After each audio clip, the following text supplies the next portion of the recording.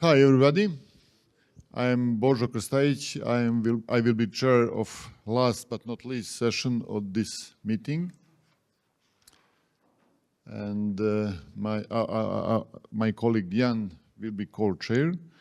And I have pleasure to introduce the first speaker, Mr. Gianluca Sironi. Thank you, boss. He will present us very interesting research and project regarding traffic patterns, trends, and volumes at IXPs in the Southeast Europe region. And Luca, please, floor is yours. Thank you. So, a couple of words about me, but not so important. I'm one of the co-founder of Naquadria, which is a service provider. We run also a small internet exchange. Actually, it's a project. It's not a legal entity, but we are involved in the IX markets, and I'm particularly interested in numbers, as you will see, and evolution and patterns and so on. Where we started?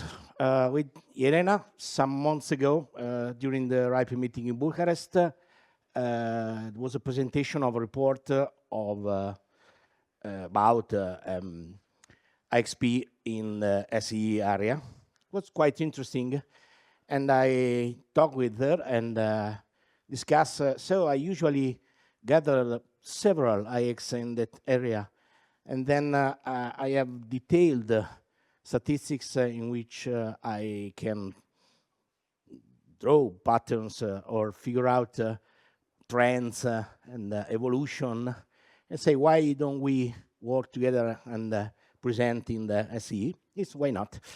So we use, of course, public data, mainly from IXP manager based. You will see why.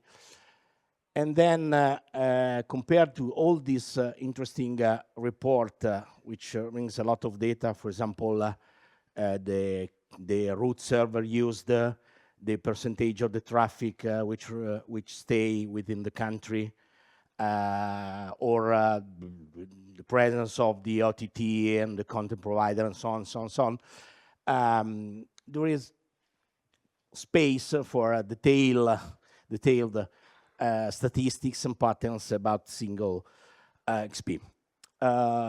This is a snapshot and the link of the report. Actually, we have some doubts. You see in the countries, in some countries there is only one IXP. For example, I see Jan here in Slovenia. We have a doubt about Croatia because according to RIPE and also according to what we see, there is only one. But on PeerInDB and some other sources, there is also another one. We don't know, but we consider only one.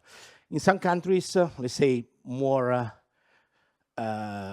established market or larger countries, think Romania, Greece, Bulgaria, there are many. But as said before, and as I will show you soon, we mainly gather statistics from IXP Manager. IXP Manager, why? Let's say starting from the first one in Italy, MINAP. It is the neutral access point in Milan, where I'm based. And it's one of the first using the IXP Manager, which is a project led by INEX, the Irish IXP, which provides this interesting software, which has an interesting feature, which expose an API very easy, in order you can get graphs, which are interesting, but not so much, but especially expose JSON files with numbers, which is more interesting. We gathered something like 30 IXP using IXP Manager. Bozo is a little bit upset because not yet yours, but we will come back later. And with a small detail about this area, we gathered some.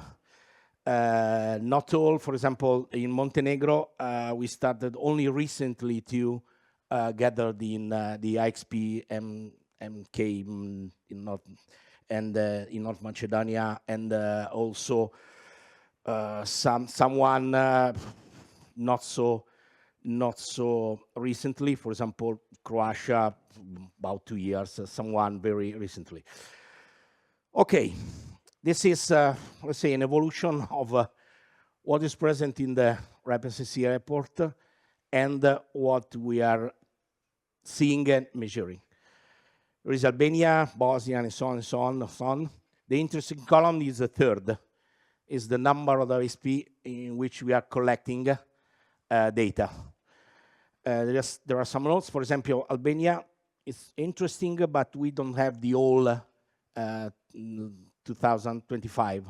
So you will see that there are a lot of comparison between last year and this year. So having no the whole here, we are prepared to skip it. Same for Bosnia and Herzegovina.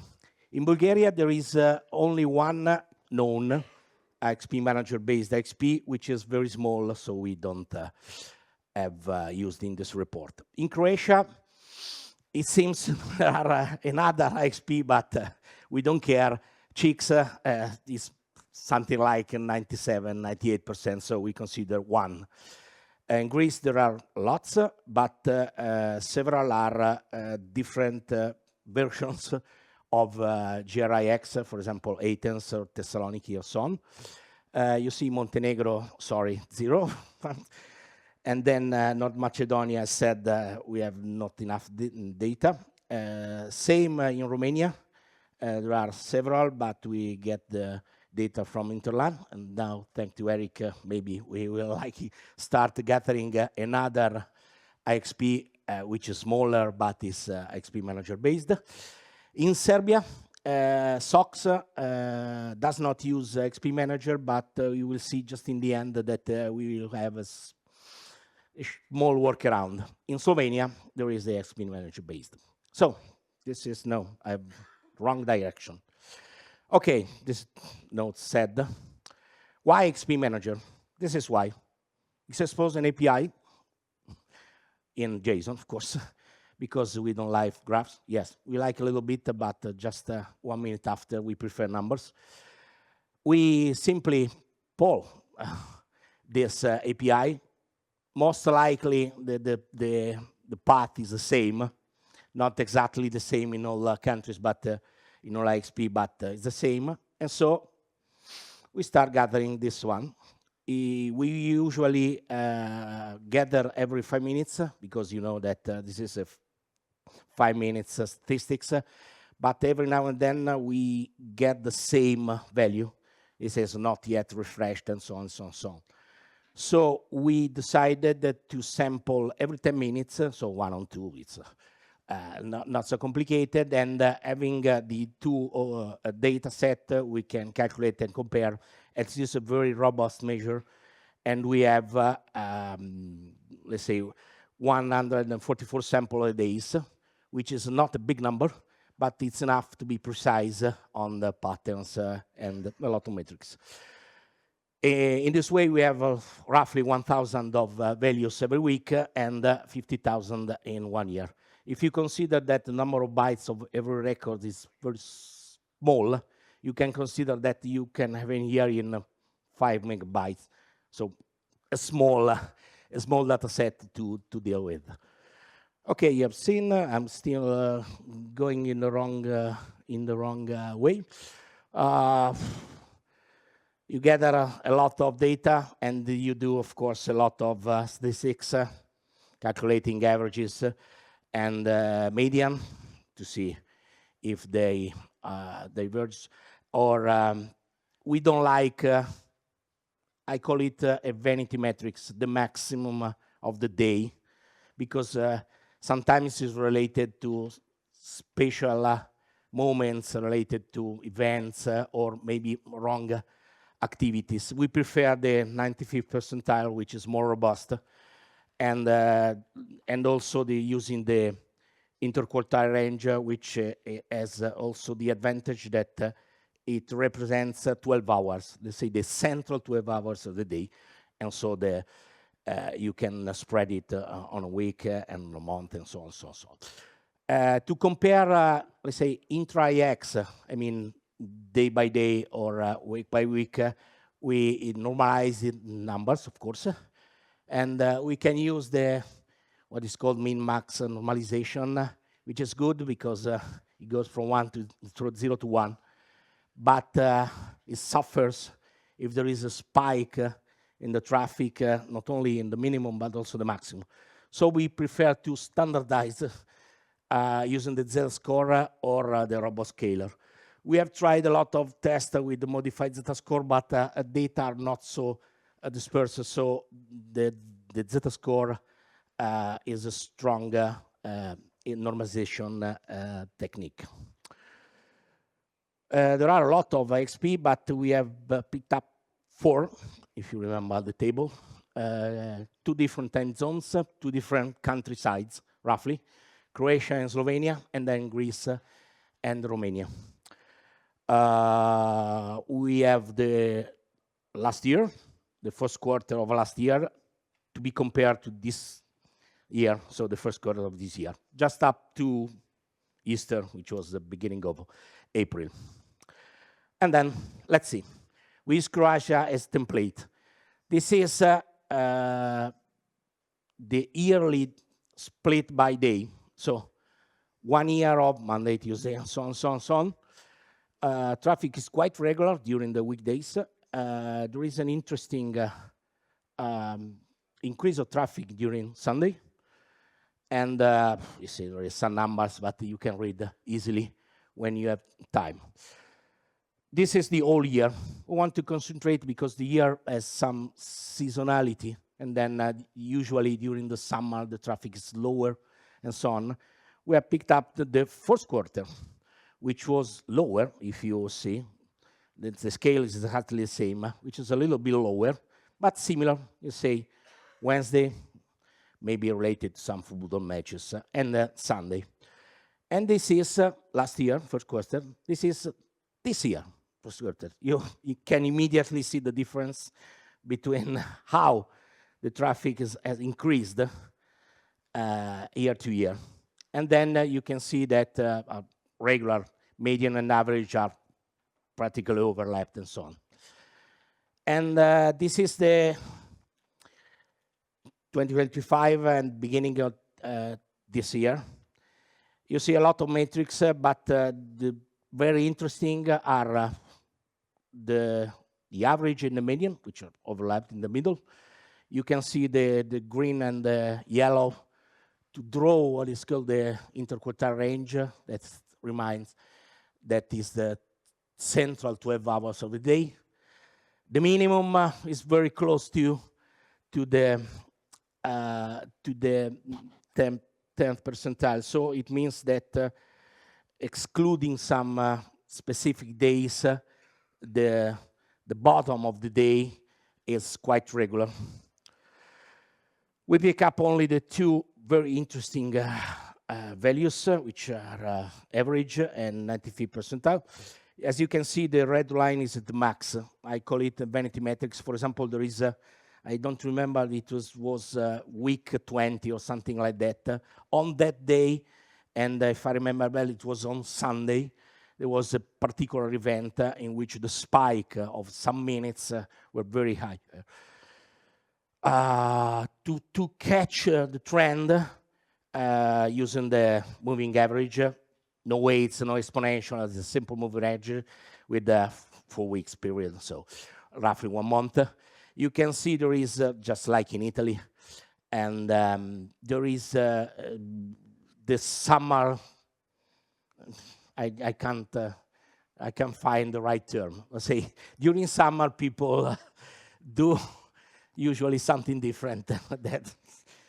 And it is good, that's it. But you can see starting from roughly week 36 is beginning of September. So if you can see, starting from autumn, there is a constant increase of traffic, which is very interesting. But you can see better numbers comparing last year and the beginning of this year.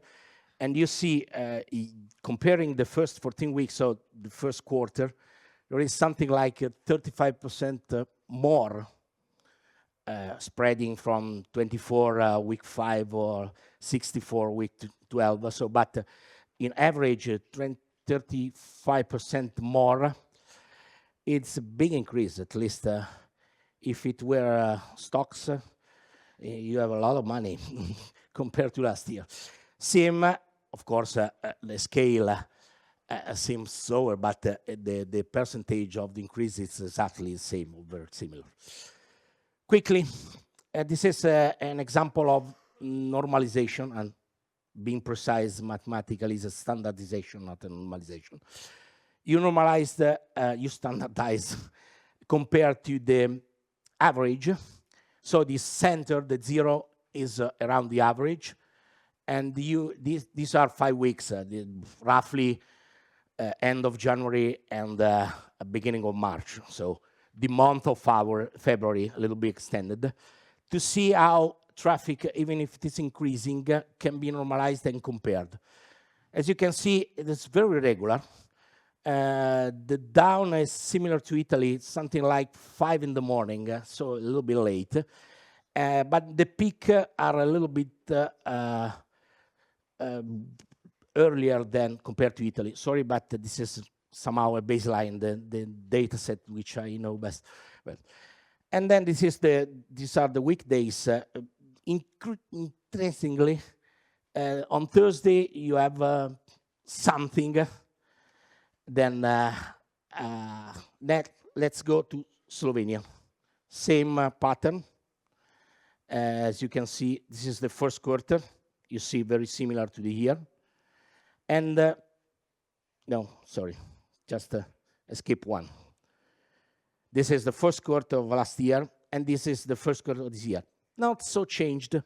As you can see also in the graphs, the increase is not similar to Croatia. And same moving average and same deviation. You see lower, something like 10% more, 6% more on the first quarter. Standardization is not so regular as you see in Croatia, especially during the working hours. And strange factor, there is a down, not the maximum, the absolute minimum, but a relative minimum, around 5, 6 in the afternoon. Maybe people getting back home, I don't know. It's strange, it's every day. It's Monday to Monday, these are weekdays. In working days, these are weekdays and working days. Every late afternoon, there is down, maybe people getting home, I don't know. Yeah, but it's strange. In Italy, they don't know, also in Croatia, going on. Okay, it is not easy, but it's a small comparison. The cold color are Croatia down, and this warm color, not so regular, let's say, are Slovenia. Anyway, going on. This is an interesting thing. Call from there is an extreme work site in which there are collected a lot of statistics, and you can see general trend. Data are based mainly on PNDB, so consider that could be not so right. And you can see which are the main members in terms of port dimension and so on, and growth and so on. Greece, same. You see, I go quick, but because the pattern is exactly the same.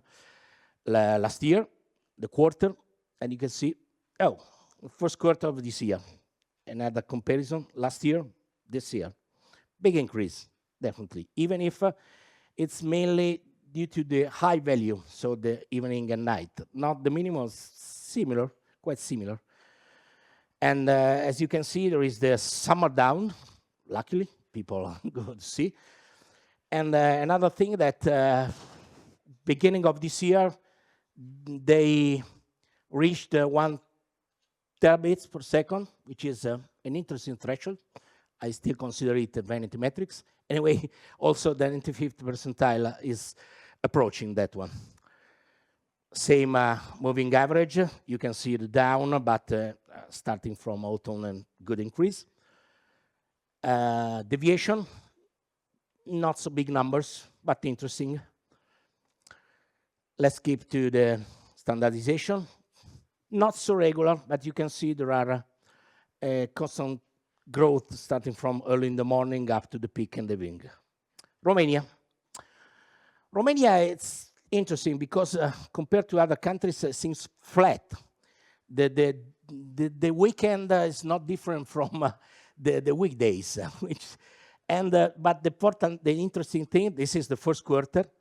Take a look, and that is the first quarter of this year. You can see how the increase is large. In fact, we go also Interland reached the 1 terabit at beginning of this year, and also the 95th percentile approached, so it seems a little bit more robust. And so congratulations to both GRIX and Interland. The moving average, you see similar pattern, similar bump on spring, and no, some are down compared to Italy and Greece and also Croatia.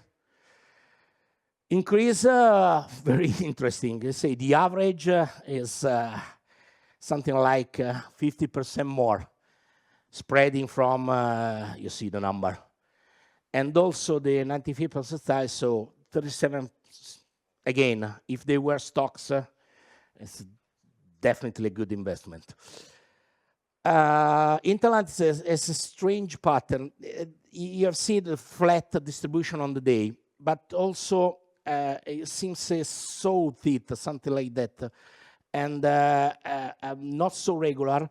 But compared to other countries, the positive part is shorter than the longer part. It means how it is distributed around the average. So there is a flat, not so flat, but during the afternoon, evening, and a big down during the night. This is the same source, so Extreme Networks. You can see that Interland has increased the number of the members and the capacity during this year, and maybe this explain this very interesting increase of traffic. We said that mainly, let's say 95%, maybe more, statistic taken from IXP Manager. But this is a mix in Milan, no IXP Manager based. We have a small workaround in which we take the picture and extract the number from the picture. It says not so precise, but at least we have numbers. Same from SOX, so our host. We have gathered some SOX people we were talking yesterday will provide us real statistics, not the same major, but we have taken some weeks, and you see here. These are, let's say, January and February, roughly. Not all the weeks. For example, in week 5, we have lost some days. Never mind. It's my fault, not there. Normalizing it. And so you can see this very regular.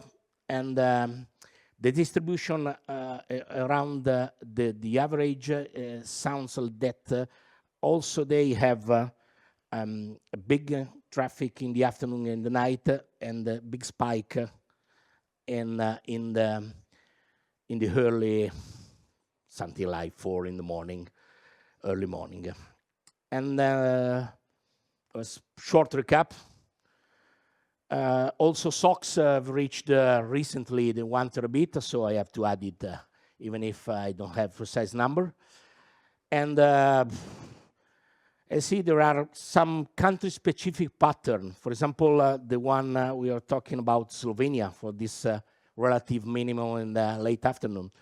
And Romania seems very regular weekdays and weekend, which is weird. No other countries that we know are similar. I mean, Italy and other SEE countries. And let's say that's it. Also, time is running out. So Any question, any comments, suggestion? Thank you. Thank you, Gianluca. Very interesting presentation and just in time. Thank you. Any question? I think that, of course. So I have a question. You have to provide me your data. We will provide data from Montenegro for thanks completing the analysis. So, any question? No question. Jan, no question? Yeah, one question.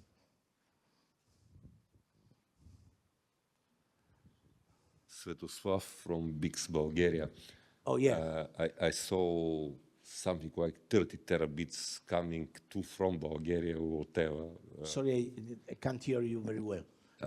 There was 30 terabits coming from Bulgaria. This is a nominal. Nominal.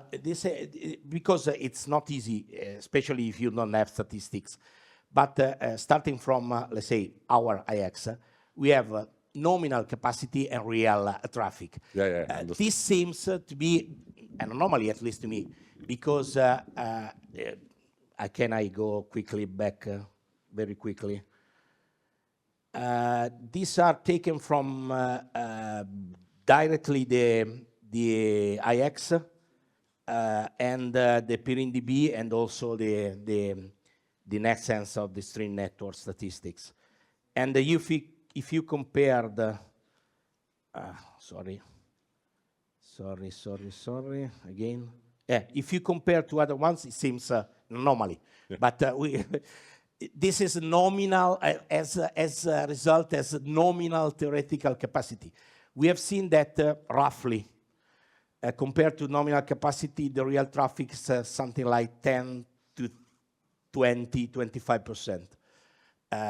Spread in Italy and the SE. So maybe, but having no statistics. This is impossible, but if you count touch capacity, this kind of stuff and correlation could be. But I can understand, but let's say compared to all the others, it seems, of course. It seems impossible. Thank you. Okay, thanks for your question. Thank you. Okay. Any more? Okay. Gianluca, thank you very much. Welcome. We go to next presentation. Okay, next presentation is Tatjana Markovic Perovic, and we will hear about applied and innovative telemetry solutions. The floor is yours.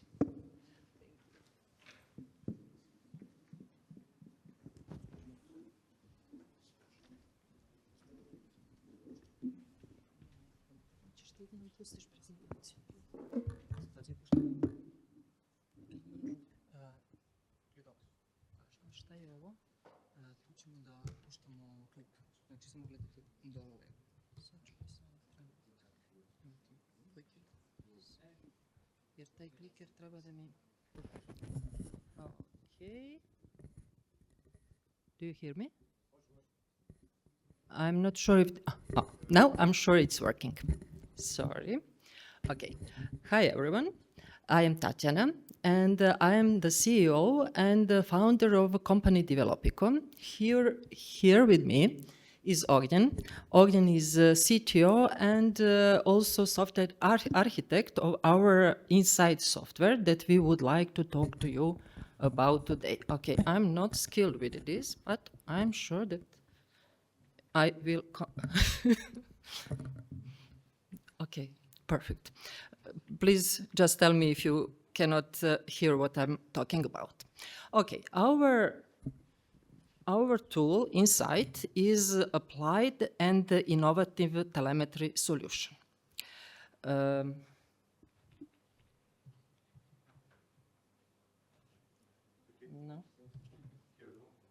Okay, perfect. Perfect. Šeta mi. Odlično, da, super, hvala. Okay, 15 years ago and now we have the same problem. IP network is not visible enough. we all try to fight this battle. We all try to see what's happening in our network. We all try to reduce the time of the problem, to prevent something, to see in the future. And we also want to give our customers the best customer experience that we can give them. But we all know that that is very, very hard. 15 years ago, SOX team, Krajko and Perke, SOX team is still Krajko and Perke, big team, had the excellent idea.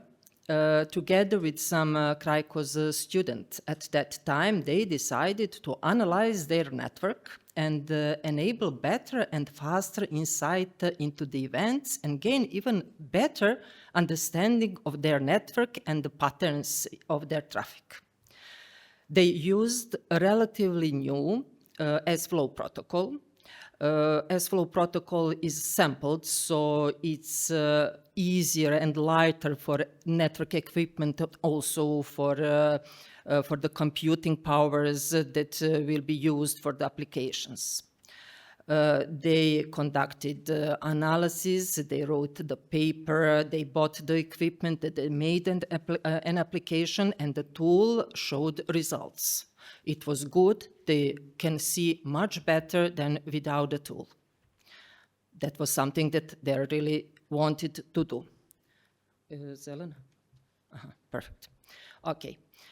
But luckily for SOX, their traffic was rising rapidly. Actually, it was not luck. It was a lot of hard work of a SOX team, but the traffic was bigger and bigger, and the tool just stopped. It could not compete with the traffic.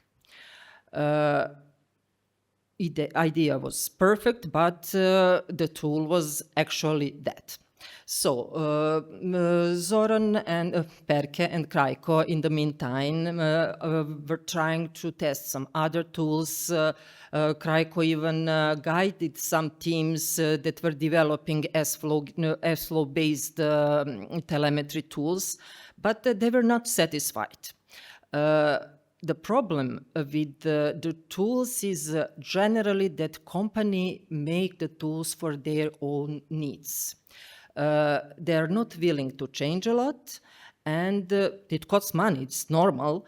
And so because of that, those tools are rigid, sometimes cost more than somebody wants to pay. So that was the end for the tools at that time. Okay. And some 10 years later, we have still the same problem. IP network is not visible enough. We all know that. We would like it to be better, but it's how it's made. But at that time, Developico started to develop inside software. We had more people. We devoted more funding for it. We had to start everything from the scratch. We had new software architecture, new database. First version was MySQL. The second version was Postgre. Postgre database, although it was open source, showed very good results. Actually, we were able to collect all the data from S-Flow protocol, even for the huge network like Serbian Open Exchange, that Serbian Open Exchange has. So we were at the beginning satisfied with that. Our main task at that point was make things go faster. So we prepared everything in advance. Everything that we could prepare in advance, we prepared in advance. We were trying to do everything as quickly as it is possible. We started with multi-threading, we tested the RAM disk, we tested the caching. Our development team actually created masterpieces. But still, it was not well enough for us. Why is it not well enough? I mean, for a lot of tools, it would be good enough. But our idea, our goal was not to visualize or analyze something. We wanted to create the tool capable of monitoring tens and hundreds of thousands of time series, to learn their behavior, to create smart alarms that will give customer timely alert of potential problem. And to make everything much, much more complicated, we wanted to implement Krajko's knowledge and experience in our tool. Not very easy, really. Also, we did not want to analyze only S-flow. We wanted to be able to collect all the data, all the protocols that actually do something, collect flows in IP network. So something that Perke would say to us, and that we mean, we actually wanted to have true wow effect. Just a moment, okay. And what we did after that, I think, I'm not sure that this is correct grammar, but we actually went to our drawing board and analyzed all software segments separately again. We tested the different databases. There are a lot of activity in that field at the moment. I'm talking about databases. There are startups that are making new databases with new features, and this is really interesting part at this moment now. Tools that generally use S-flow data and visualize some results use Elasticsearch. We tried that also. This is not for us. Our goal is much higher. We cannot use that. So after a lot of testing, we decided to use ClickHouse database.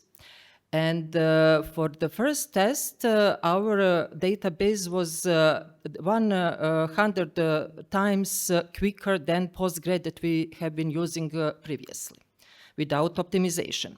I would like to show you the clip that will show that part. But just some introduction. The first one that you will see is the second version. Help! We cannot go. This is we have a code. Help! We decided. Let's have a look. Yeah. Doesn't scroll. Yes. Yeah. Okay. Let's see. Oh, perfect. It can be seen. Okay, but not, Yeah. don't start it yet, please. Yeah. Okay. How we start it? By clicking. By clicking. Yeah. Okay. Okay. Just a small introduction because the clip is quite short. First that you will see is the second version of our software, and it's based on Postgre database. The second one that you will see is the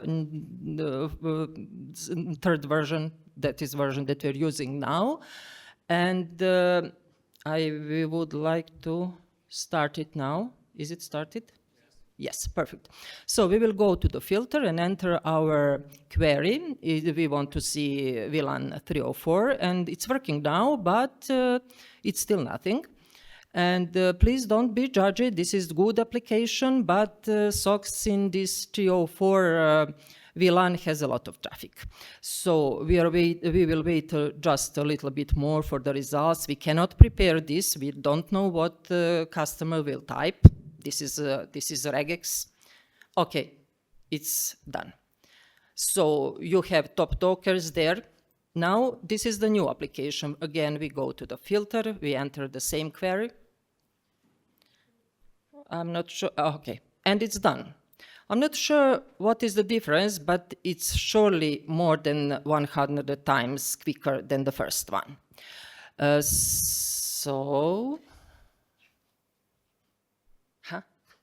Okay, perfect. Just Okay. When we talk about speed, it's definite. We have something that can follow us in our ideas and our goals. And I hope that you recognize that we significantly change our UA design, so the new application is much better than the previous one.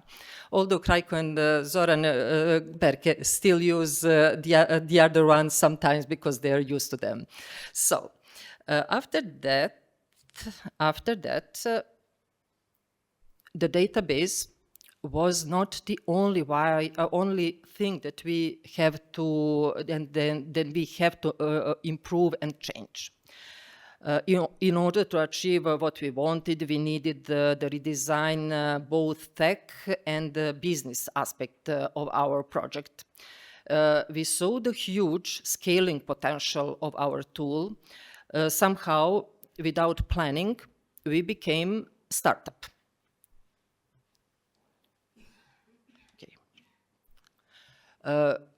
We received 2 grants until now, both from Innovation Fund in Serbia. The second one was, I forgot for the moment, but doesn't matter, mini grants. Okay, the second one was the mini grants, and because of that investment, we had possibility to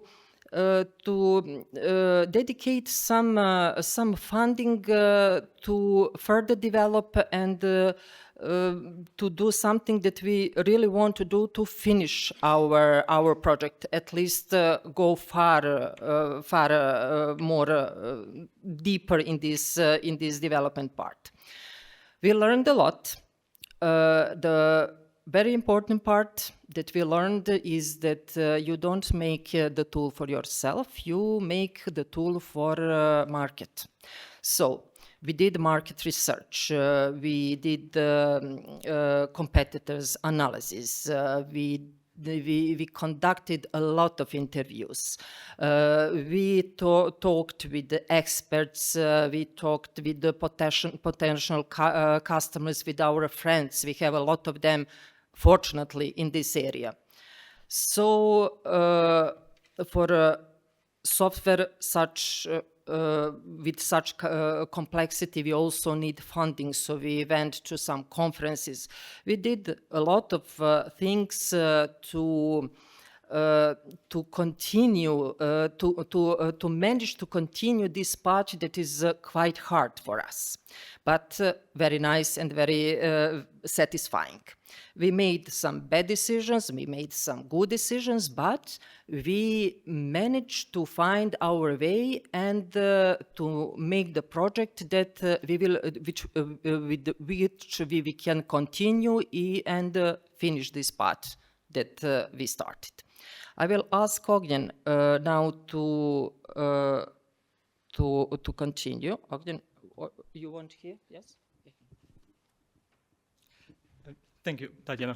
So when it comes to scaling our app to handle the data that an average IXP produces, it was not just important to optimize the software, but also the hardware or the infrastructure.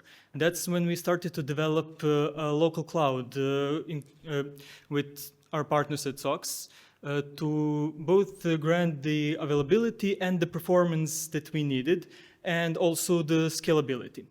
At the similar time, we discovered that the time series were at the core of what we do, and those tens and hundreds of thousands of different time series are a very specific type of data to store, so that informed the type of drives and the speed and the amount that we needed.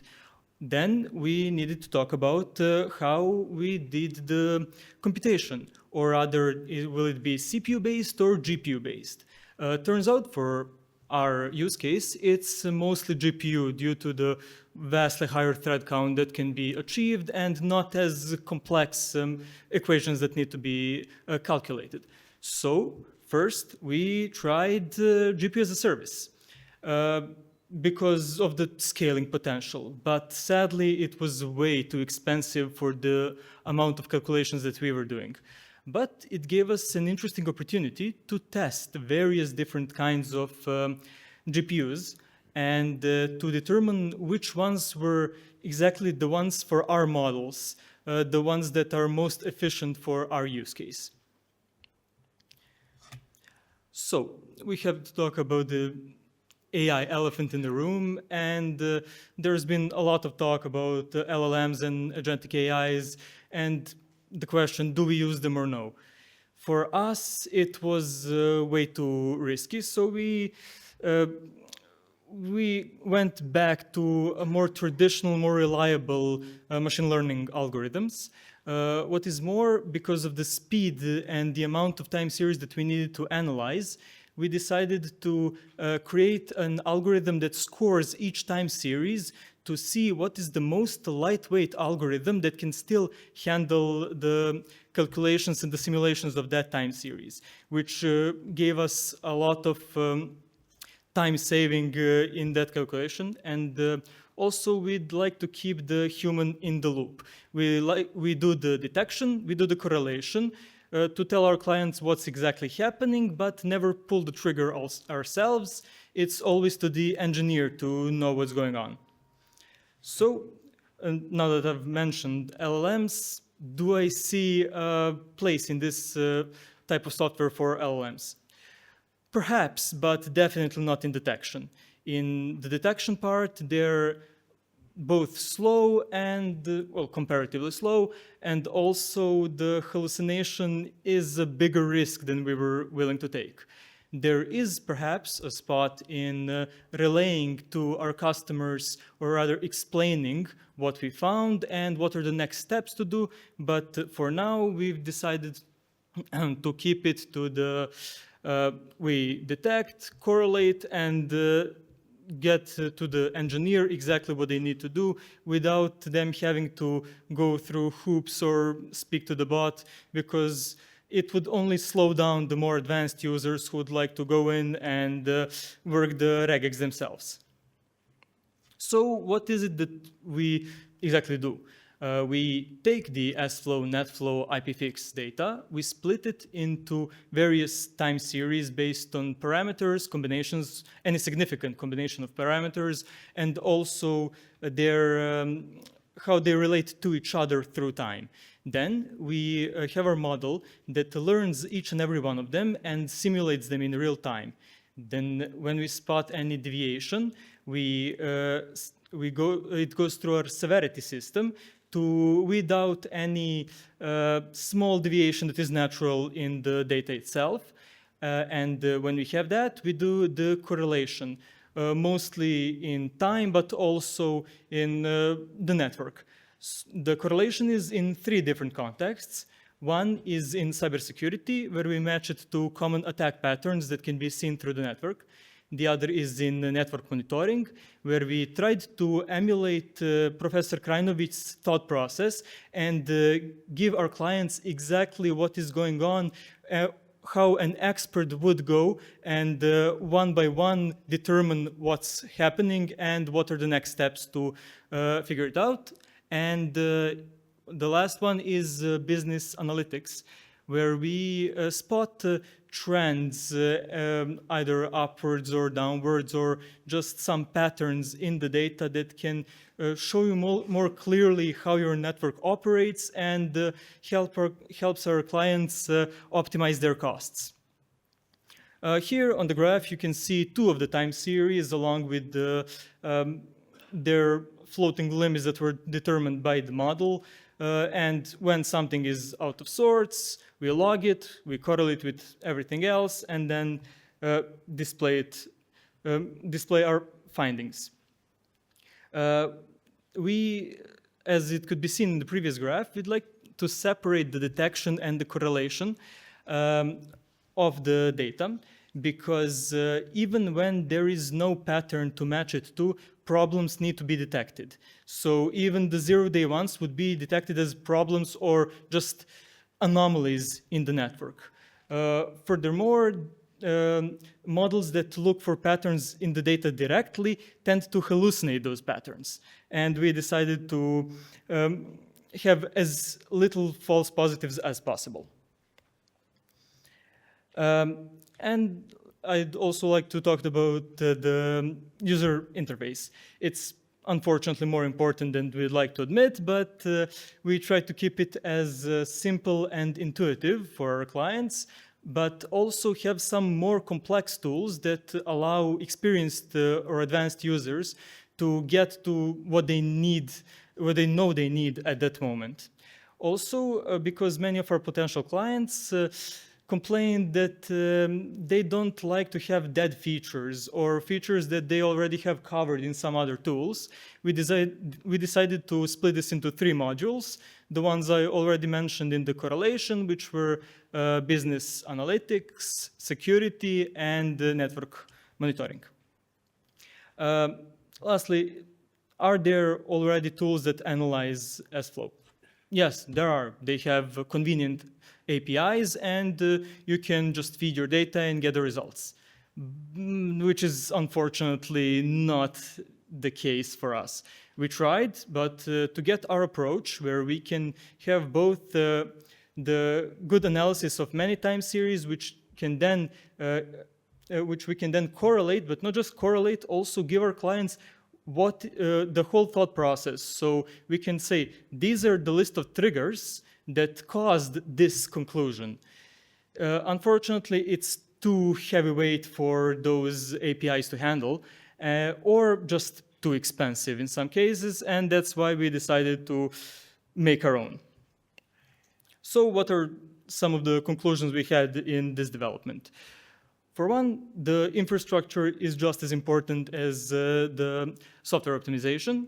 That's why we developed a local cloud with SOCs, but it's also important to know what are your requirements, because some clients do need it to be in their network. Secondly, there is a lot of data that can be gleaned from the S-flow, NetFlow, and IPFix if you drill deep enough and if you correlate enough things. And lastly, what was our idea? Split it in type series, analyze separately, separate detection from correlation, and then provide the whole thought process to our clients. And Tatjana, if you would. We are quick enough, that is good. So we have a few minutes more. I love data. I love zeros, ones, hexa, binary, decimal, everything. I like to go to the tools and see everything in zeros and ones. But I will not gather information. No matter if you are a really good expert with the really, really huge experience, you do not have 1,000 eyes. You do not have context. You have your memory, but you cannot remember everything. You need context, you need some tool to help you. Insight does not give you just visualization. We actually give you X-ray glasses that will help you to see what you want to see. We make your data alive. And I love data, and that is something that is my takeaways. But for our technical takeaways, we, in our opinion, for IP telemetry, hybrid approach is something that is the best, both for the software and for the infrastructure. Sometimes you will use the cloud. Sometimes it will be needed to be on-premise. Sometimes we will analyze with AI, but not everything, and definitely not always. For us, hybrid approach was the best and gave the best results. This is our final slide. And I would like to invite you, if you have some questions, to ask us. We will also be on the coffee break later, and you have our contact details. So if you want to talk about telemetry or tools or anything, we are here for you.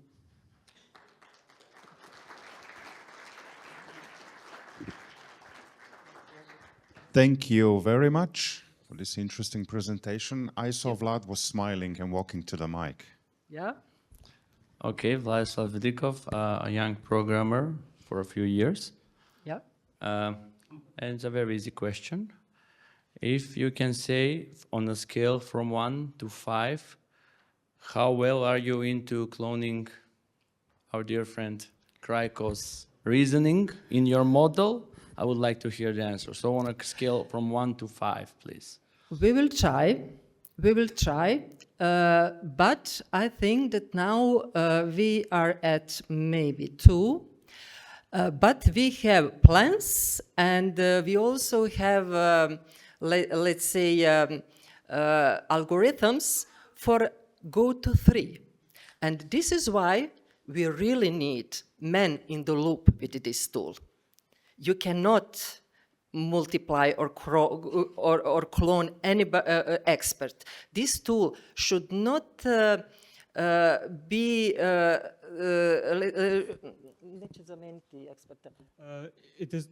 It is not there to replace any expert. To replace the expert.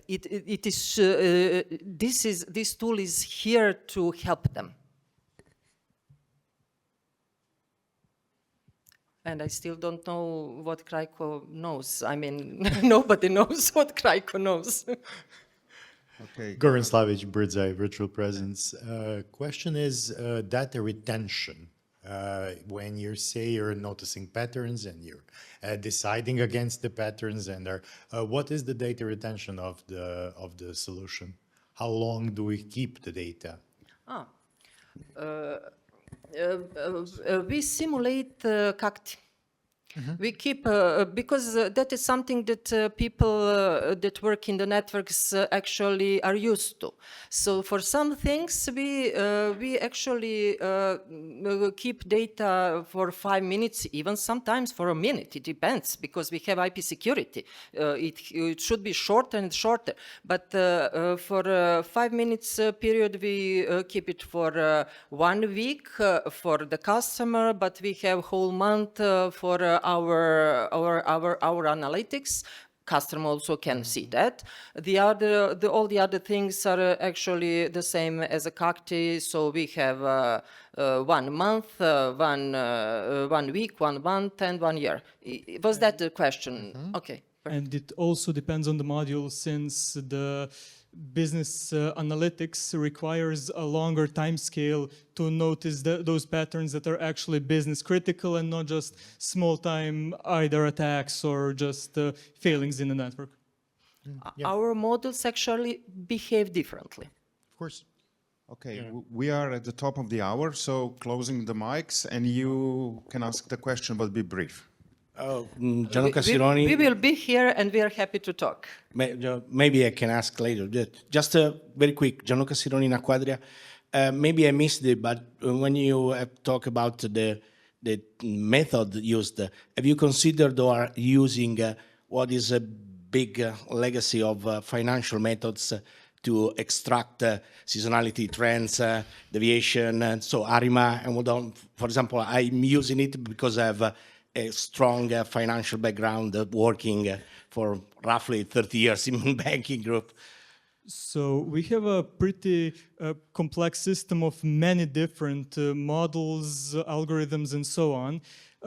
Depending on the complexity, yes, that is one of the models we are using, but it's like 20 different models that does not help.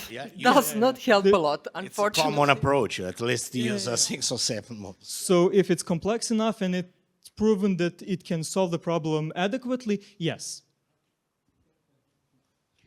Okay, thank you. Now we have a lightning talk. Where is Krajko? There is Krajko. Do you have your notes with you from the data center? Ah, okay. Please, 7 minutes plus questions. Would that work? Okay, thank you. Good afternoon. Short notes. I put here some interesting things that I saw in data centers. First of all, every optical patch cable is typically longer than we need to be. So how to handle that more cable that we have? If you do not handle that in proper way, you will stay without it. It can be burned by the optical signal, and this is the proof. Think about that. Regarding optical modules, they are typically dying slowly, which is presented in this graph. So our recommendations is to monitor optical power level of every optical modules that you have in your network, and then put in CACTI, Zabbix, or whatever you're using, whichever is your tool for that. Define the threshold, and when you see something like this, exponential decrease of the optical power level, that's the sign that it will die very soon. So better replace it on time than waiting to stop working. The same thing can look differently. The red line is the receiving level. As you can see, it is increasing by time. As far as I know, optical patch cables cannot increase the power of the optical signal, so something wrong is happening here. We said that info to our partner, which was on the other side of the link. They said, oh, everything is okay. But a few days after this, links go down. Hey, we lost our optical link. Why? You see optical module die. So monitor the power levels. What else can happen in data center?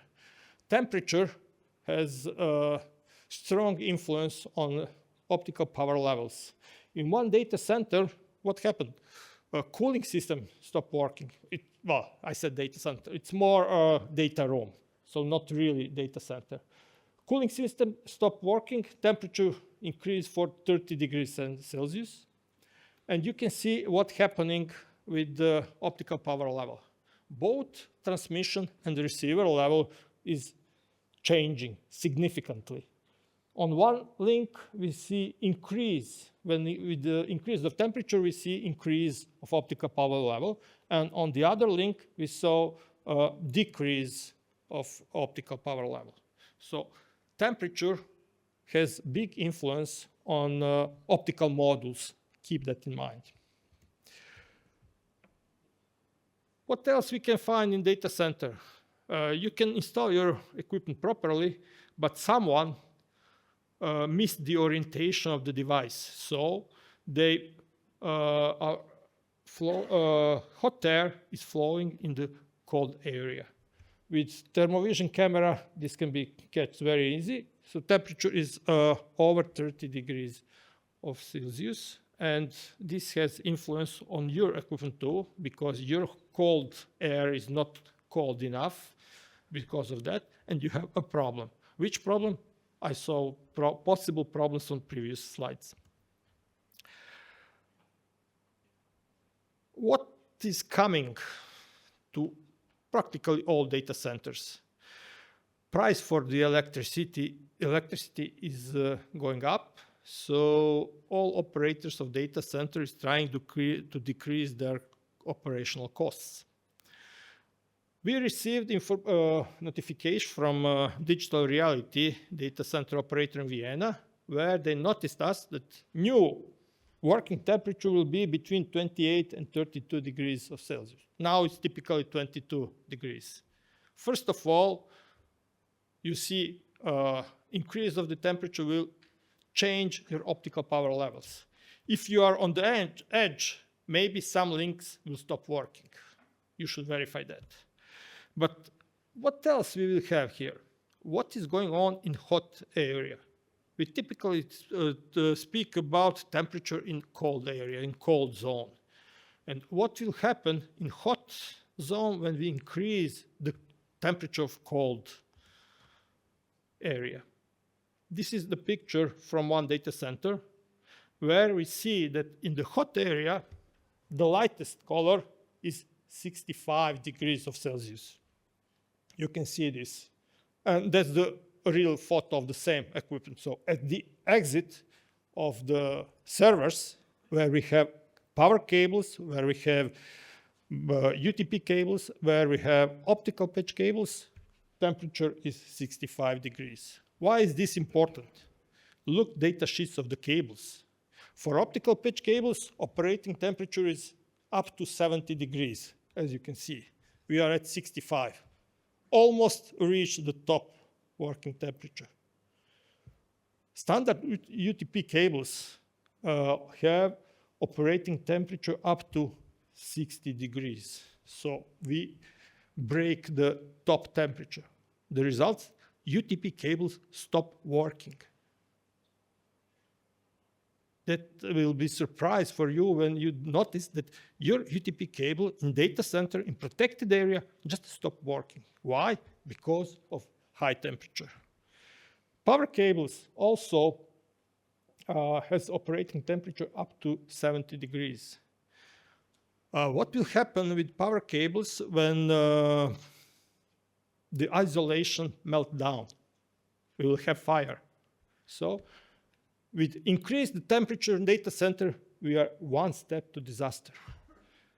Our recommendation, start measuring temperature in hot area, not only in cold area, because this can be a huge problem in the future with the increase of the temperature. I hope I hit your 7 minutes limitation. Thank you very much. Thank you, Krajko. Any question? Jan.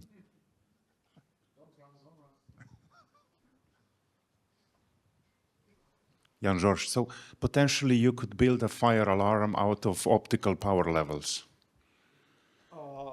Yes, as you could see, temperature can will have impact on your optical power levels. So whenever you see variation of optical power levels, check the temperature. We are measuring optical power levels. We are measuring temperature of the device. We are measuring temperature of SFP modules, and everything put on the graphs, and for everything define the threshold. So whenever any of those parameters go up or down from the threshold, we got the alarm, and we check what is going on. Amazing. Thank you. Many measurements. A few times we had situation that we noticed the operator of the data center that they have a problem with the temperature. Faster than their own alarming system notify them. Yes, please. I have a question. We see that the temperature range in Vienna Exchange Center is up. How is it related to the monthly fee? They didn't change our monthly fee, but they changed their costs, and they didn't said how much they decreased their operational costs. They just increased the operation standard working temperature for the data centers. But you have additional cost on changing the equipment and the rest of it. So. We are still on the safe side, so nothing burn out yet, but we will see. Yet, I said. Thank you. Thank you very much. Thank you, Krajko.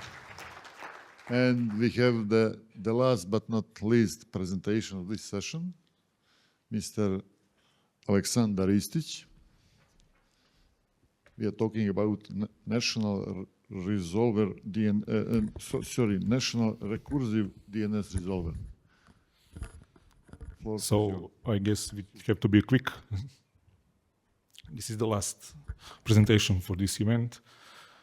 Hello everyone, my name is Aleksandar Ristic from .rs CCTLD, Serbian National Internet Domain Registry, and I will introduce you to the topic of our national DNS resolver.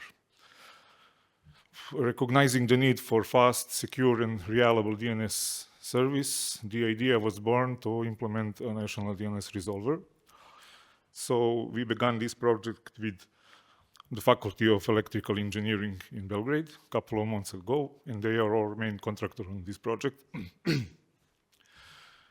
So far, we have defined a conceptual design of this project, so we're expecting next month that we will deploy a test environment where all interested parties will be able to test and give us a feedback of the implementation. I will give you some basic overview of this project. More technical details will be provided by Srđan, who is representing the Faculty of Electrical Engineering here in Belgrade. So,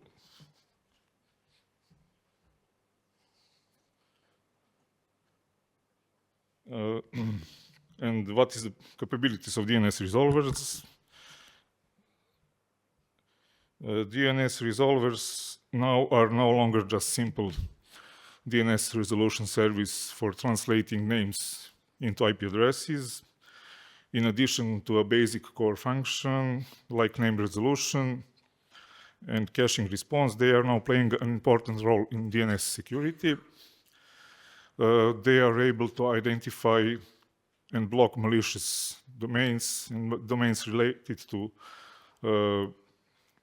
malicious activities, that way preventing users to access harmful infrastructure. So in practice, DNS resolvers are the first line of defense in protecting users from malware and cyber threats. What is the purpose of a national DNS resolver? The main goal of this project is to localize DNS traffic, improve DNS performance for end users, enhance protection, and strengthen the resilience of the national DNS infrastructure. By keeping DNS traffic local, we reduce dependencies on external services and improve latency. The system supports both standards. One is OpenDNS without filtering, and another one is secure mode, which filters domains associated with malicious activities. Actually, in our project, there will be two pairs of DNS servers, one pair for unfiltered resolution, and another one for secure filtered DNS resolution service.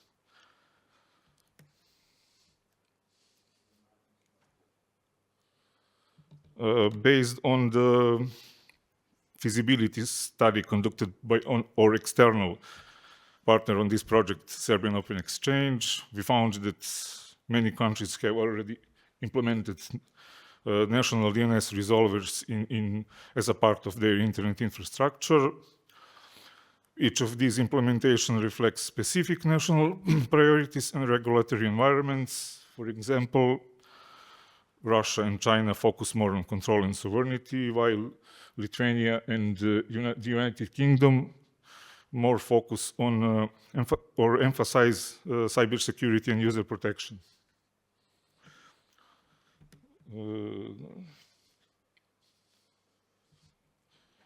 Let's say a couple of words of technical architecture.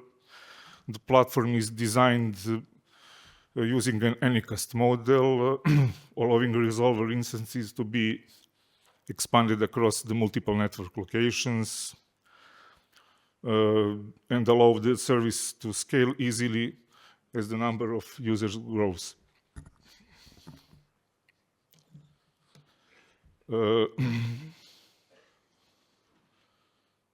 Of course, it must support IPv4 and IPv6.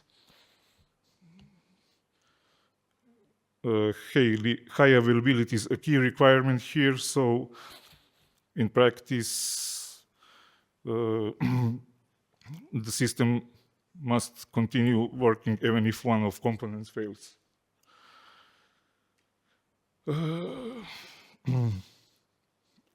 So overall, the goal of this project is to build a stable and reliable DNS system for national use. As I said at the beginning of this presentation, I will introduce and invite Sergeant to come and take over so you can continue with the presentation. Thanks. Thank you, Aleksandar. Thank you. Okay. So together with our colleagues, we actually came to work on this project, and we get a set of parameters that we needed to obey and go by, and then we looked at the problem that we had to solve and realized there weren't that many such problems already solved in the world, so we had to make an in-depth approach and think outside of the box and try and figure out the most robust, the most usable and resilient system that we can come up with to provide such a service, because DNS, you all know, there's no need for me to explain, it's a core function of any network, including internet. So this is where we came into the story and started developing things together with our partners. So first things first, this is a small roadmap which we followed. Basically, first you need to recognize what components you have in this type of a system, what overall concept will be.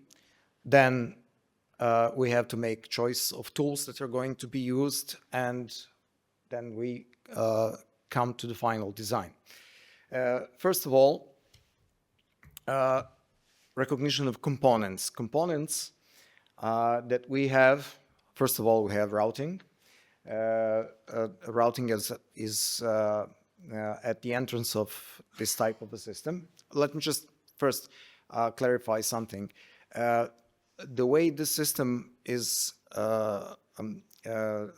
foreseen to work is we build one instance of this type of service at one geolocation.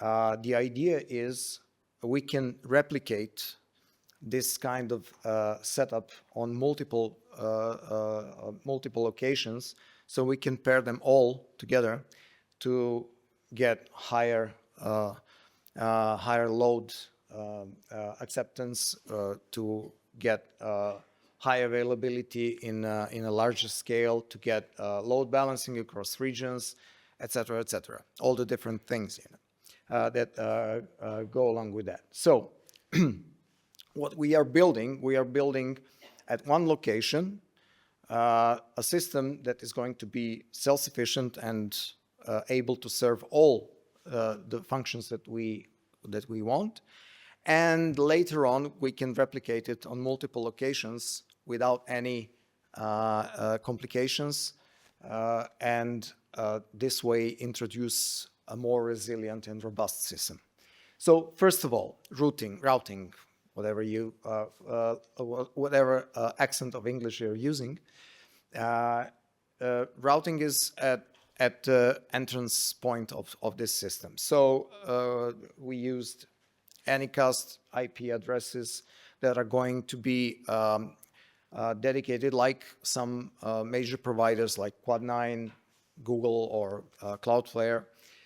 We can have an IP segment that's going to be used, and because at the end you see that we have DNS, regular DNS, and we have filtered DNS, actually service that has some filtering included.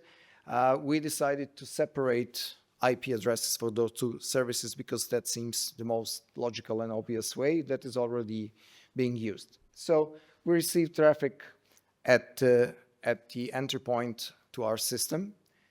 Then we must make sure that systems are safe, because that's something that's obviously the primary task of any system that is exposed to external networks. So firewalling, we needed to solve firewalling. Then, because we wanted to build highly available load balancing capable system, we had to devise a load balancing stack that's going to be provide resilience and horizontal scaling. And then we provide the needed services, the DNS and filtered DNS. DNS and filtered DNS are, we have foreseen to serve it as a regular DNS service on port 53, TCP and UDP. And we decided to go with DNS over HTTPS and DNS over TLS, which are actually quite interesting in present day because they are being used more and more.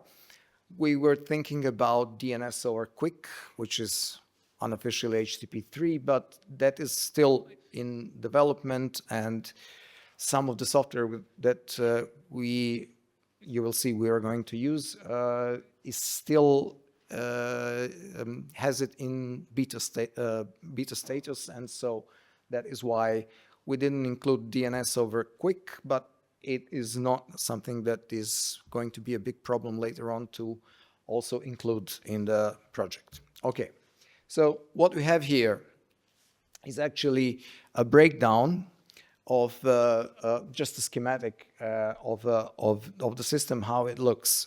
As you can see, we have on your left side there is internet access. There's internet access and also access to SOCKS peering network, because SOCKS is in Serbia. They're one hop away from all major ISPs. So that's the external connection.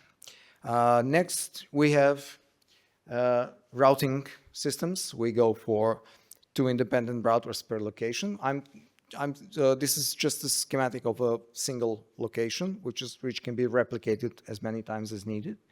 So first we have the routing subsystem, 2 routers connected in failover mode with VRRP connection that is actually providing that failover functionality. Next, we have firewalling system, which is connected directly to routers. Firewalling also includes intrusion detection systems and intrusion prevention systems. Also, after that, when firewalls let the traffic pass through, we arrive to load balancing systems. Load balancing systems provide multiple functions. One of the functions is redundancy and, of course, sharing of the load of the traffic, which can be done or not, depending on the choice. Here we chose to go for most of the components which are in load balancing. We chose to go for standby and active setup of high availability, because this way we don't have any disturbances in the service. So that was the whole idea. Load balancing system actually accepts the traffic and then uses it to forward it on the back end to real recursive DNS resolvers, which are separated in 2 groups. One group is for regular DNS without any kind of filtering, and filtered DNS that is going to be use some lists with malicious sites, etc., the proper way which is formed. There are sources for these kind of definitions of sites that are origins of malware, etc., So let's see what we have. This is just a small slide that describes a lot of things that I discussed previously. But something we didn't discuss is the included standards that that we need to obey, and those are pretty much your bread and butter of DNS today. That needs to be included in your system. So DNS cookies, DDoS mitigation with client verification, DNSSEC, of course. Extend DNS for content delivery networks, which is important. And one of the things that we wanted to include to make the system more robust is to provide to the system the local copy of root DNS servers, which is actually saves bandwidth, saves DNS traffic, and also provides robustness to the system if for any reason it happens that you can't reach the outside of your geolocation. Okay, so let's see. Next, I'm just trying to be as fast as possible so to respect the time. Okay, so the choice of components. We went, first of all, we needed to fulfill the project parameter that we have to use open source and free tools as much as possible. So to be independent, not to have a vendor lock-in, and to be able to provide a system that is flexible and agile and easy to use. So for firewalling, actually for operating systems that we are using, we chose Red Hat clone. What else? As we're talking enterprise, so Rocky Linux is the operating system of choice. And for firewalling, we chose NF tables, which is the newest iteration of Linux firewalling. We also foreseen Suricata which is industry standard for IDS and IPS. And for firewalling, you'll see in the later slide, we have 2 nodes in VRRP with Keep Alive Daemon active standby high availability setup. For DNS load balancing, the choice was made to use DNS dist. It also has caching, which is really a great feature, which substantially speeds up the responses and performance of the system. Also, we have 2 nodes in active standby setup, also with VRRP. Then in the backend, for actual recursive resolvers, we have not resolvers, and 2 of them, they are not load balanced, they are not connected in any way, they're just being used by DNS dist, which is load balancer and is aware of all the servers, and it uses them as they are available. 2 not resolvers for standard DNS and 2 not resolvers for filtered DNS. Okay, so the traffic flow. The traffic flow is provided in this little algorithm here. We have a client that is making a request, which can be any of those 3 that we set. So the routers accept the traffic. The traffic comes to firewalls, where it is checked and inspected. Then it's forwarded towards the DNS dist and caching. And if there is a result in DNS dist cache, it's actually returned to the client. If not, then the query is made to the backend servers, which then provide the data back to DNS dist, which fills the cache and then returns the response to the client. So this is actually some of the components also. DNS dist cache, it's used for speed up, it has very fast warm up, and the system is designed to carry the load of 22 million queries per second, which is actually the theoretical and practical maximum of NOT resolvers that are chosen. Also, NOT resolvers have their own caching provided, which can be persisted, etc., etc. So don't bother you with too many details. This is the metrics of RFC compliance, which we already spoke. And for the final design, we chose to go with virtual machines. We chose Proxmox, which is actually becoming more and more popular and really a robust solution. 2 Proxmox hypervisors for the main infrastructure that is giving us the services that we are talking about, and another 2 hypervisors that are giving us the machines that we need for monitoring, logging, and other functions that we need to observe the system and see how it operates and see if it's functioning properly. This is a small schematics of how the machines are located on hypervisors and how the whole system is connected. Is nothing really out of the ordinary. The whole point is we had to sit down and evaluate all the traffic and all the load that's going to be generated and use it as information to properly design our systems and give them proper resources. So these are just other considerations. Let's encrypt as certificate providers, etc., etc.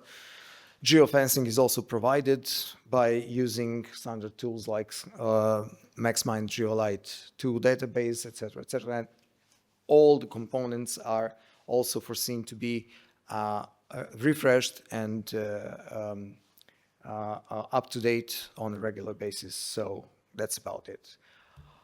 Thank you so much. I hope I didn't break too much of your time. Any questions? Any short questions? Thank you.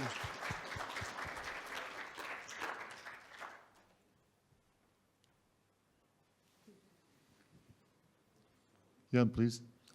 Hello, Jan George, Provision. I have so many questions for you, it's not even funny anymore. I believe you. Yeah. First of all, who decides what is blocked?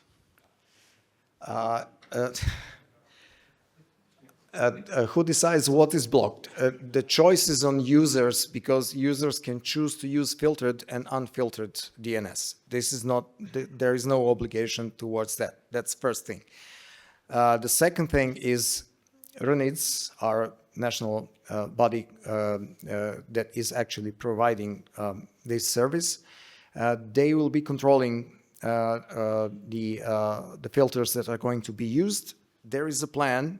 The time was short. I couldn't talk about everything. The plan is to have a custom-made application that is going to manipulate those lists that are coming from reputable sources, free and paid sources, that is going to be decided later on. And also for our local domain, for RS domain, they will be able to create their own lists and curate it through the application that we are going to provide for them. And hopefully the politics will be kept out of this. I sincerely hope so. You know, I'm just a technical guy. You know, I can't really answer your question, but I know what you're asking. And hopefully there is no plan for the government to enforce the operators to use these DNS and to pass it on by default to their users. I don't know about such information or such plans. You know, this is this service is foreseen to be as a quality upgrade to all the users local to our country. Right. So I will let Sergey and Ulrich ask the rest of the questions. Thank you. Hello. My name is Sergey Masayedov, speaking in my personal capacity. Is the system already operational? No, it's not. It's in development. It's in development. We just worked out, you know, the schematics, how to implement it, did a little bit of initial probing and testing, not on real equipment, just to see functionality. And the project now is in phase of getting its first setup done, you know, as to provide the hardware and location where to put it, and then to put it to test. And, you know, as in every project, this is going to be something that is going to be revised heavily, because it's all very nice and fine, you know, to talk about it this way, but the devil is in the detail always, as you all very well know. So it is going to be a long road in front of us, but I really hope that we have all the resources and the willingness to make a fully functional system that's going to be of great value to the customers. Thank you. And second question, how do you plan to encourage users to use your resolver? Well, there is some interest in huge network consumers, you know, like big enterprises and maybe some governmental. For the resolution? Really? I think one of the biggest selling points is going to be, it's going to be faster. You're going to have a better quality of network because DNS queries are there, so many of them. So if you make DNS queries faster, the internet is going to be faster, right? Yeah, that's one thing. And the other thing is protection. As in, we are going to give you a system that can give you more protection from malicious sites and malicious actors on the internet, so you can feel safer, because safety is, and security, you know how it is. Thank you. Thank you. Hi, this is Ulrich from ICANN. I have as many questions as Jan has, but I ask you one. In your design, you had these firewalls, and do they have any other function than making you more attackable by DDoS? It's, you know, should we put them on or shouldn't we? You know, that you should never have firewalls in front of a DNS server. Yeah. The firewall is always slower than your DNS server, always. It just, yeah, okay. Your firewall will go down before your DNS server goes down. So it's like, and if you only have port 53 open, what will your firewall do? The idea was, and the requirement was to try and control the traffic. So firewalling and intrusion detection are something that was taken into account. And I'm not saying you're wrong. I absolutely agree with you. You know, but it's not that like this service is going to be, I don't know, Cloudflare or Quad9. The load that is going to be on this service is not maybe this big, okay? Okay. Well, if it's a national resource, it makes your nation attackable. Yeah, I agree. But we will see. You know, we will see how it develops. Thank you so much for your very thoughtful insight. And last one, please. Svetoslav Najdenov from Bulgarian Interactive Change. My colleagues asked the main question about the filtering. Well, the sources of filtering, who makes the filtering, who makes the decision. Okay, that's fairly answered. What is the action if something is filtered? Has to be filtered, host name, lookup, or whatever it is. When it's filtered, it means no reply with something to redirect, or reply with not found. What is the action when something is filtered? Well, it will be at the discretion of the service provider at the end, but I believe that the NX domain is going to be the primary non-existing domain will be the primary response, because I think it's fast and it doesn't clog up your network traffic. Okay, second question. Second question about geofencing. Geofencing is to limit the clients to be from specific areas, Serbia, for example, whatever it is, or something else. That was the requirement of RNIDS, which is actually running the project, and we're just doing the technical stuff according to their requirements. Thank you. Thank you. We finish this session. Thank you for everybody. Thank you very much. Thank you. We're starting with closing session. Jan, please.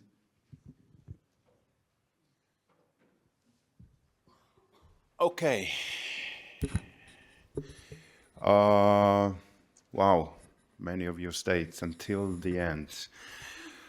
Okay, let's close this SCE 14. Thank you everybody for coming. Thank you everybody for staying. I would like again to ask the PC members, my PC cats, to stand up. This is the team that is responsible for the program throughout the week.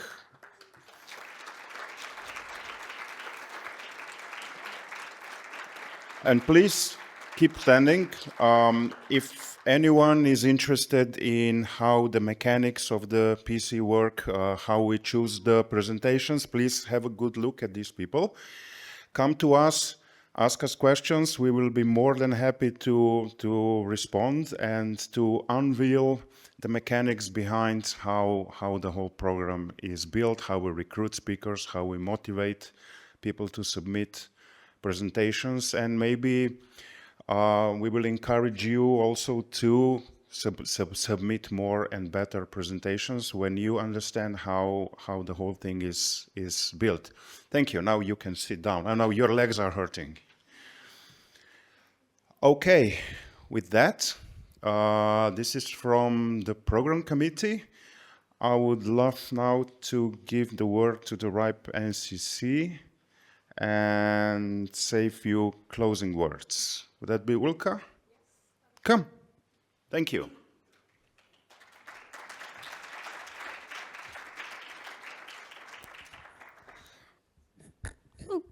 Thank you, Jan. Always a tough act to follow. So as Jan said, thank you all for staying. Thank you for waiting. And we have a few more thank yous to go through. Just to give you a quick idea of what the last 2 days were like. We welcomed 208 participants from 25 countries to SCE 14. Roughly half the attendees were attending an SCE meeting for the very first time. So for those of you who are newcomers in the room, I hope you felt welcomed to this very warm community. We have the majority of the attendees are locals from Serbia, but we also see representation from Romania, Bosnia and Herzegovina, and Montenegro.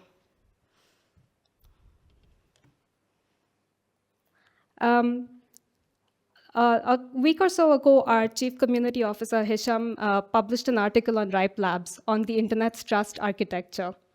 And one of the things he wrote was that the infrastructure of the internet doesn't just depend on the technical layers, but also on the humans who run these networks.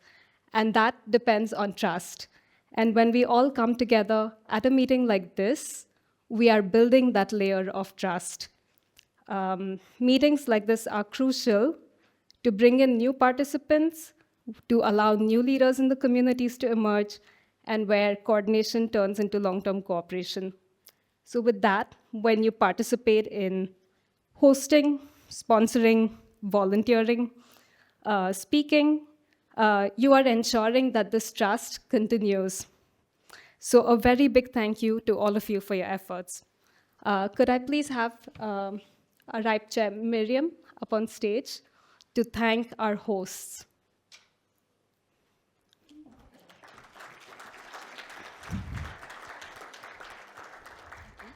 Yes. I would like to invite the team from RNIDS.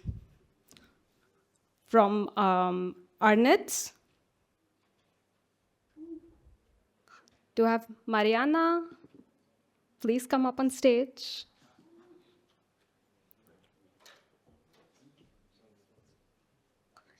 Any other colleagues from RNIDS? There's any of them, yeah.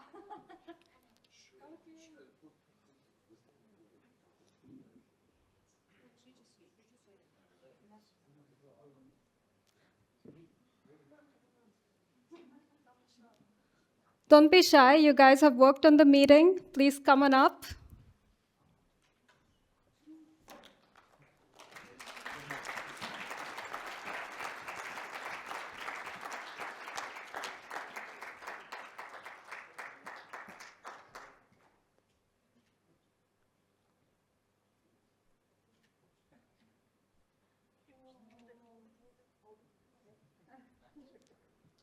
Thank you very much.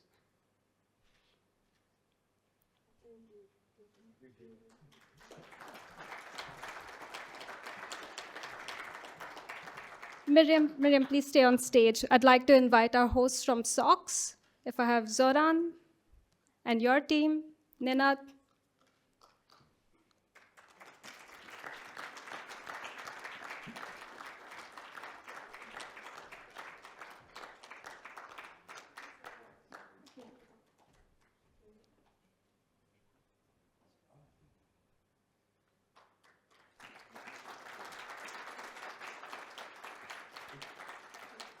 Thank you. And our third host, Ratel, if we have Branko and his team in the room.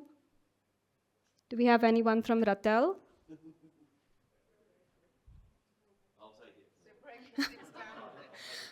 Well, we extend our thanks to Ratel as well for being a co-host of this fantastic meeting. We'll make sure they get their trophy and certificate. I'd like to thank, thank you, Miriam. No, we're going to thank the, sorry, just a second. I'd like to give a shout out to all our sponsors, Interlan, Inter-LIR, Nokia, and Internet Society. I have one more statistic to add that's not in the slides. We had the ice cream cart yesterday. The ice cream vendors had estimated a meeting of this size would take 10 kilos of ice cream. We have lovely sponsors who allow us to add these extra treats on. We ate 20 kilos of ice cream.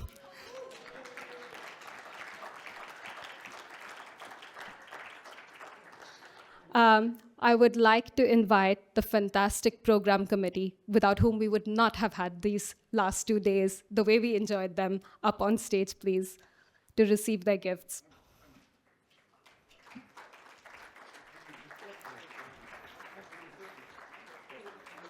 I'm sorry, Jan wants you to do a leg workout.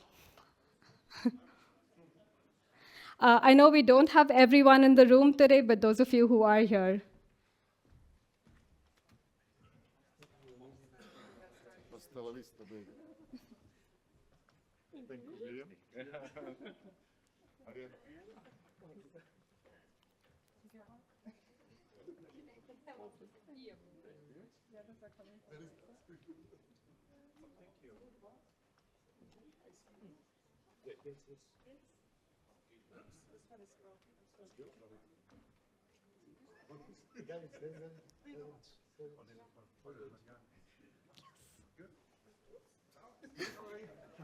Don't fall off.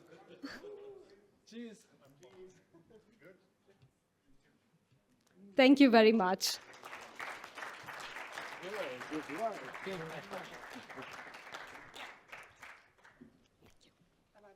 Yes, thanks.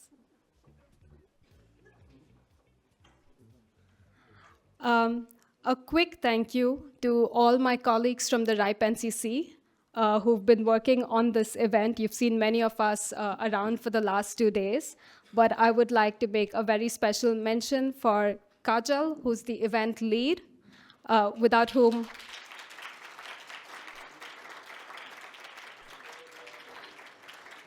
there would be no meeting and no ice cream. and Yelena for all her hard work on supporting this meeting.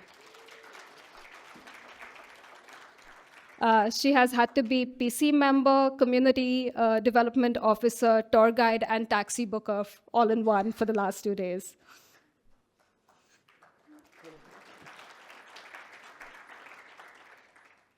And I know we're all waiting for the closing reception and to enjoy ourselves out, but I'm going to leave this QR code up here for a minute. Many of you have phones in your hands. Please help us improve the meeting. Please give us your feedback. It's important for us to know when, what worked for you, what you would like improved, what you would like changed. It really helps us when planning the meetings. We won't open the bar until we have enough responses.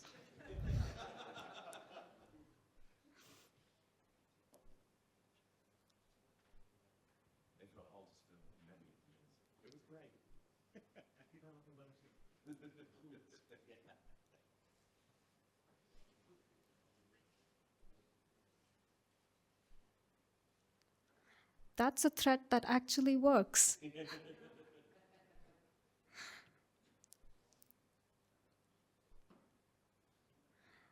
Just before we move to the closing reception, I would like to thank all of you for attending this meeting and for being fantastic participants. So one last round of applause for yourselves. Thank you all.